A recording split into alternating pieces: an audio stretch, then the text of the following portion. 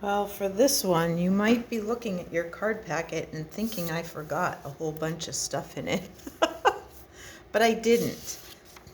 I intentionally wanted to go back to just stamps, ink, and paper, and, well, and a tool. And to remind us all, I think, that sometimes you don't need a lot of layers and things. You can create the illusion of layers with certain shapes, shaped stamps or what have you. So, and I wasn't going to do that, but that's all right. So we're going to use the Stamparatus. This is fast becoming one of my favorite tools. And I love that ours is the only one that you can move the plates hinge-wise. All right, so I'm going to open this back up and put this in the corner. Okay, with my little, this is just a spacer I made with some lightweight chipboard from the back of a designer series paper pack. And I use it to help me stay a little bit straight. Oh, no, no, no. Thank you. To stay a little bit straight, but also to, the Stamparatus tends to like to stamp away from the hinge just a little bit better. So I find that if I do that, it works a little better. All right, so we've got that in there, nice. I've got the rectangle from Watercolor Shapes, and I'm gonna first ink it up in Mint Macaron. Okay, I'm gonna try and make sure you're being able to see both parts, the inking and the stamping. All right, so I'm going to ink this up, make sure it's well inked. Now there is, with this particular stamp set, it was designed as a distinctive stamp, and so there is some variation to the tone, okay? So we're just gonna use my dry erase eraser, my whiteboard eraser, and give that a really good press. And if you're wobbling up there, I'm really sorry. Okay, so I think that magnet was not, it didn't like that corner and we missed that spot. So let's ink it up again. And that ink should still be on the stamp, but we're just going to give it a little bit more. And we're going to really concentrate on this corner, because that was the corner that we had trouble with over there. And over here. Okay. Hopefully that's better. Mostly better. The flower is probably going to cover most of this, and having a little bit, here, let me just move that a little bit more. Let's see if I can get that corner.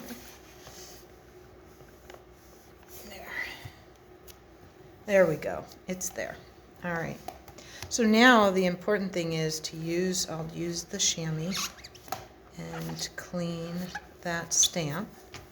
Now I'm going to take this plate and move it down 2 notches. So here's 1 and here's 2. So now we're going to ink it in the soft Seafoam, okay, which is why it was important to wash in between. Okay.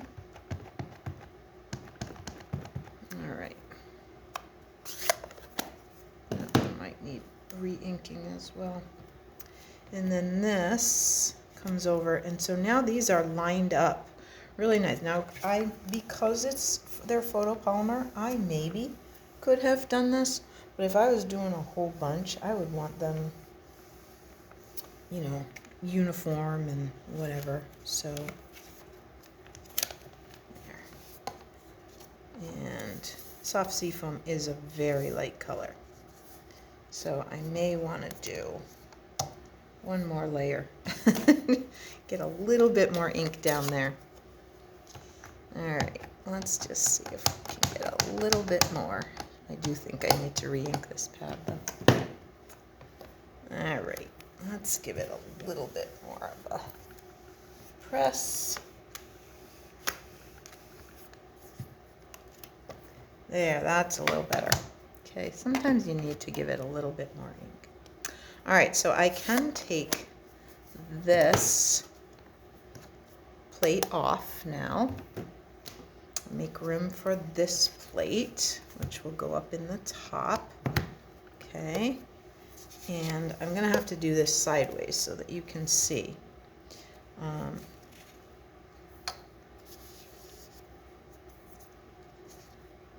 There we go. All right, so then I'm gonna take Evening Evergreen, which is a nice dark color, green. So this is kind of a monochromatic with the different shades of green, okay? And I did notice, let me just show you, I have a little bit of ink down here, and so that I don't catch an edge, it's important to look once you've inked a stamp. It's important to look, and if you have ink along an edge or something, just take it off with a damp Q-tip or a cleaning tool, a baby wipe, any of that sort of thing, just so that you, when you give your stamp the pressure that you want to do for the rest of it, you don't catch that edge and have a smear that you didn't want. Okay? All right, so now this is all set. You can take it out of here. Okay. And I'm going to use the thanks out of Biggest Wish. And that I am going to just sort of hand stamp. Just put the stamp on a block. Because I wanted people to have the choice of whether they wanted it up higher or down lower, and whether they wanted it pretty much all the way on a block or sort of falling off the block here, and how much off they wanted. So now you have that. So 3 colors of green, a greeting, and this really beautiful flower anchored in with that shape. So no layers, and you could bling it up with some rhinestones or something if you're one of those people that likes that sort of thing. Sometimes I do, sometimes I don't. I thought this card really didn't need a whole lot beyond that. Although now that I'm looking at it, I think what I will do is use a little of this to just get that going. And I think I'm just going to do the flower, which is going to make it a little bit more green because it's going to spread that ink a little bit, but it's going to give it some shimmer like this. So I'm just going to kind of go over that a little bit.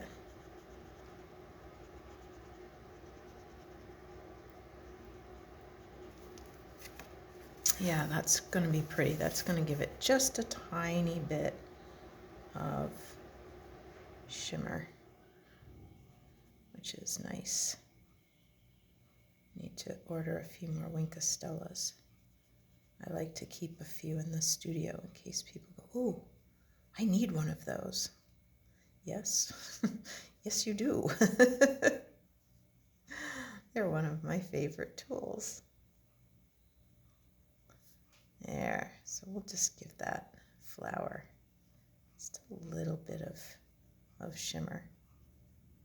And for those of you who are watching this, who are in the studio and are saying, "Oh, you didn't offer that to us." Yeah, I'm sorry.